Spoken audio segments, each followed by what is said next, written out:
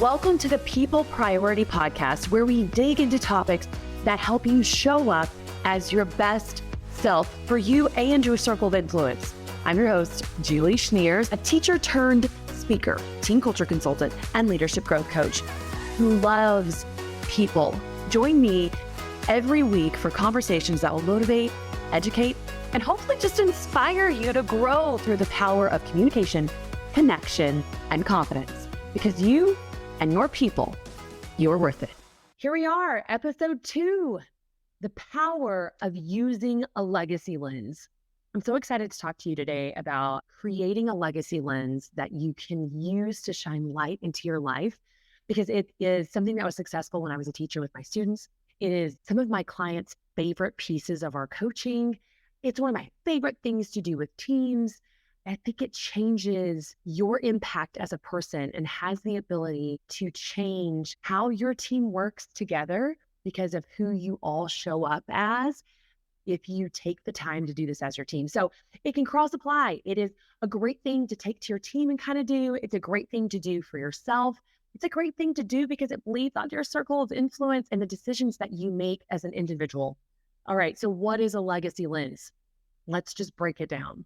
The legacy lens is the lens you look through as you think about, how do I want to be remembered? Reality is, good, bad, or ugly, we are all going to be remembered. If you were to walk out of a room right now, the people in that space have an opinion about you. If we were to move towns, change jobs, when our kids grow up, what we do right now is creating that legacy. Your circle of influence is impacted by the legacy you leave. So being intentional as an individual in the things that we spend our time on, in the ways that we interact, in the things that we say, yes, this is important, that makes a difference in how we live our lives. But it's very easy to get caught up in the hustle and bustle and the box checking society that we become, the to-do list makers and the meeting to meeting and minute to minute people that even I am, that it's really important that we remember, what is your legacy? I loved doing this as a teacher. So I just want to share that story, just give you a little bit of reference. Imagine a room with tons of students that have been in competition with each other and against everyone in the state for something that they're really passionate about. Like, this is us in our business world. This is us in our jobs and in the everyday life. These are the things that we have to do in order to succeed. But about January, I would hand every student in my class an index card, and I would tell them, I want to take a second and just talk about the legends of our team. Because remember, I was a speech and debate coach for 13 years in Texas. And I would share with them the students who are forever ingrained in my mind because of who they were and the legacy that they left behind, because of the legends that they had become to our team. So I'd share stories about my first national champion. I would share stories about the girl who struggled for her first year in speech and debate, but then was a state UIL champion her senior year. I would share stories about competitions of all kinds, the kids who struggled with speaking when they walked into my room and then qualified for really incredible tournaments by their junior year, right? Like, we had all these really cool competition and objective linked examples. But then I would share examples about other types of legends that sometimes are more important than the competition. I would talk about the girl who would spend her weekends making sure that the new kids felt included. I would talk about the kid who would spend a little bit of class time every day to check on the kid that he thought was down. The kid who messed up really bad on my team and then came back and was one of the best leaders I had. I talked about these people that are ingrained in my brain and in my heart still, that built our team to be as incredible as it is, because building a team does not just happen because some are successful. It happens because of every single piece that is left by a different legend. Those heart pieces are as important as the success pieces. Anyway, we talked about all kinds. And then I would ask them to take their note card and write down how they wanted to be remembered. That if they could pick how I was going to remember them and what kind of legend they were going to be and what kind of legacy they were going to leave, how did they want to be remembered? And at the end of the year, I would hand back their cards. It was really neat to have a senior group that you handed back a card at graduation. But the best part is watching my classroom change after students turned in their legacy cards. Kids thought. They thought about, oh, I want to be remembered as kind, and I'm not real kind. What am I doing every single day that shows kindness? Matter of fact, I had one student who was very driven. She wanted to be competitive. She wanted to be incredible. She really was cutthroat at certain points in her speech and debate career. Her junior year, she wrote down, I want to be remembered as the one that new kids could come to. And I remember when she turned that card in, I thought, well, how's she going to make that magic happen? But she did. She started adding things to her plate every week that linked to a kid who was struggling. She put in extra time, extra motivation for the kids who needed it most. And by her senior year, those new kids and struggling kids felt completely comfortable going to this student and asking for help or encouragement. She was able to make a change because she claimed it and she created a plan and she followed through. But just switching that gear in our head and thinking through, how do I want to be remembered, can change our behavior. Just like if I want to be a triathlon runner, I'm going to need to do something different than sit on the couch and eat pizza every night. It takes an action plan of, okay, I want to be remembered as kind. What am I going to do every single day or week to show kindness, to bring kindness to this space? That's an important piece of being remembered in this legacy space that you want to be known as. But creating your legacy starts with your everyday decisions, in the way that you speak, in the choices that you make, in the meetings that you take, in the time that you carve out to go sit with your people, or carve out to go work out for yourself, or carve out to go do something with your kids rather than take that one last meeting. You know your space better than anyone, and only you know how you want to be remembered. So today, I kind of want to dig in. I want to dig into creating a legacy lens. I want to give you some thought-provoking questions and homework in case that's helpful, because I have seen so much success with coaching clients and teams that I've come in and we've created their legacy statements. And down the road, I like to do our leadership focus and your team focus, because those are really impactful as well. But everything that we do starts with us. So before I can be a great leader, I need to decide who I am as a person. And before I can be a great team member, I have to know what I'm bringing to the team. So before you can worry about others, we have to start with you. So in the world of showing up as your best self, let's think about your legacy. How do you want to be remembered?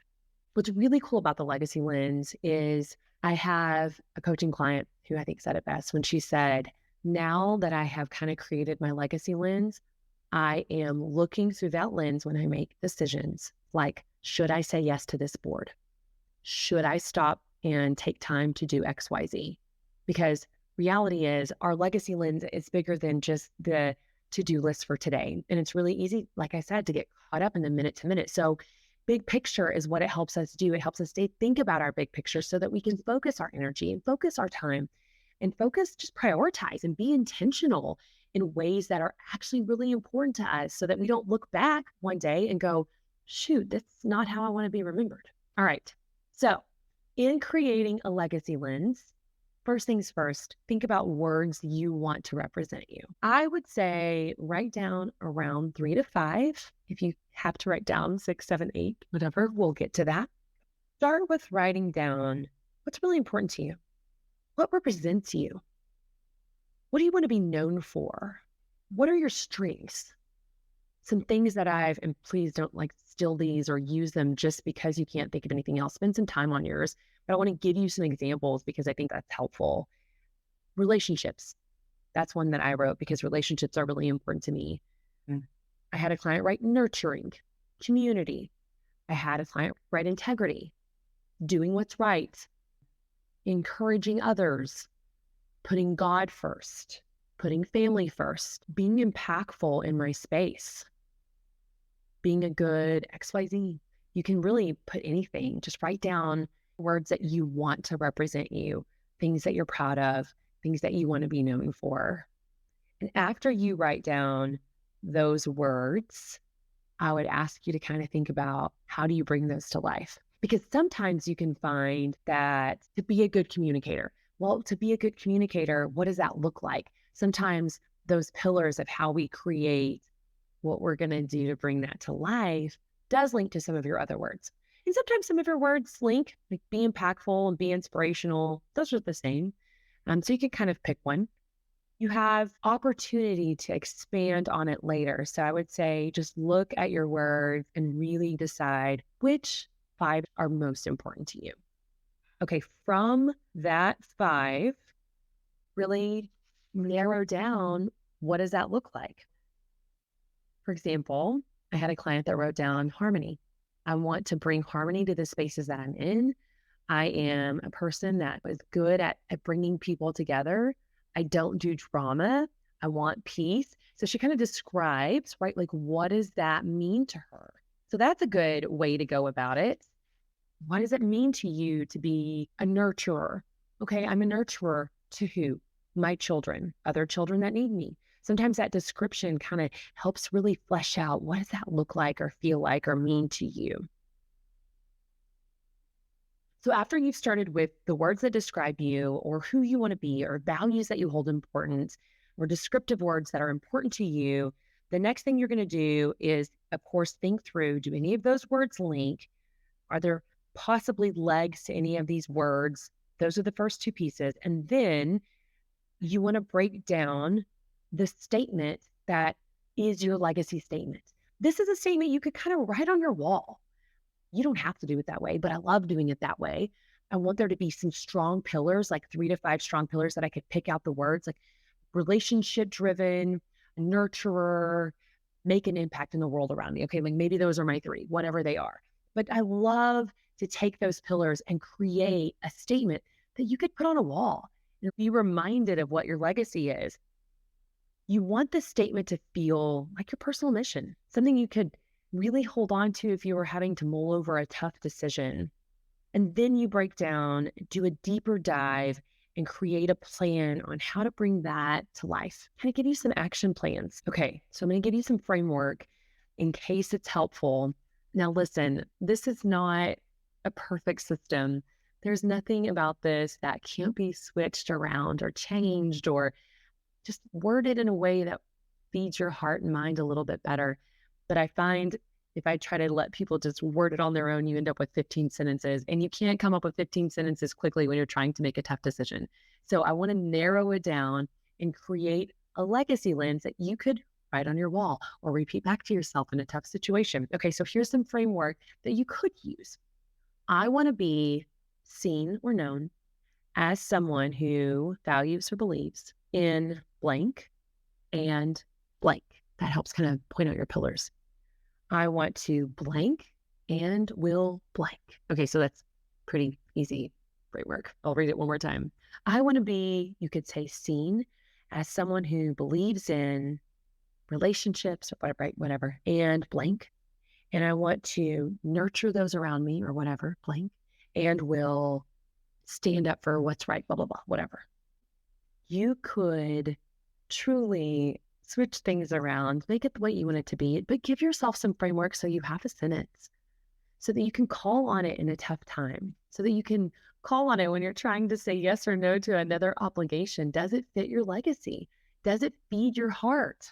Okay, so I'm going to give you an example of my legacy. So I wrote down as my first few keywords, okay, what were those keywords for me in getting started? I wrote relationships, I wrote positive impact, I wrote whole heart, and then of course, I also wrote family, God, positive, self-care, helpful, impactful, hardworking, full-hearted.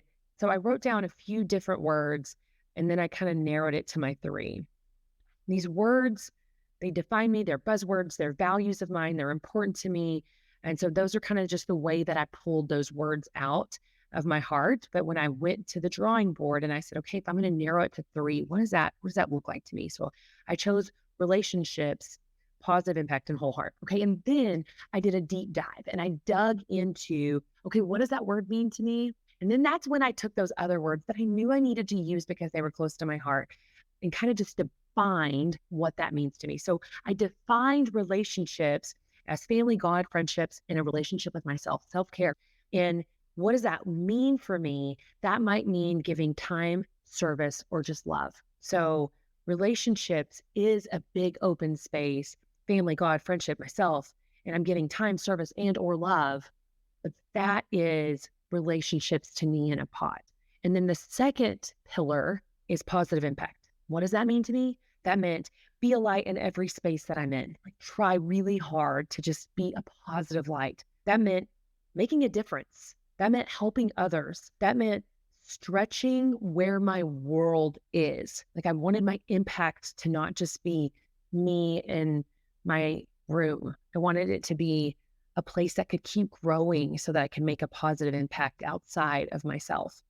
And then the third pillar for me was whole heart, because that meant for me, hardworking, dedication, willing to push ahead, following my heart, no halfway doing things. But those three words were my pillars: relationships, positive impact, and whole heart. And that's what that meant.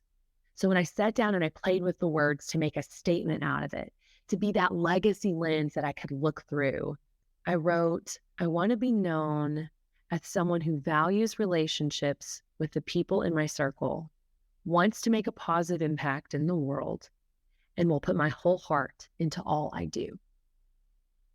That's my legacy statement.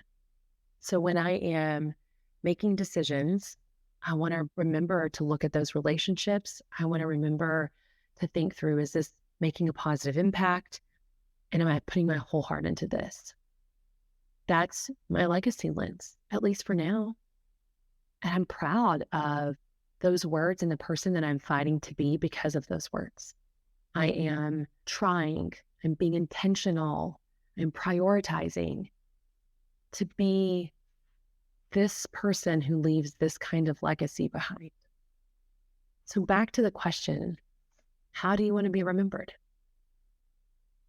We're all going to be remembered, good, bad, and ugly. But the question is, how do you want to be remembered? What do you want your legacy to be?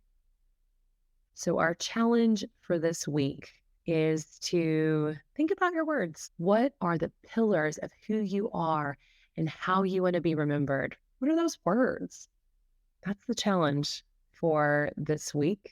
And I hope that this gives you some ideas and at least encourages you to be intentional in the decisions that we make and the way that we show up, because how we show up every day for ourselves, for the people in our home, for the people at work, for the people in the organizations that we're a part of, just your circle of influence, right? It matters.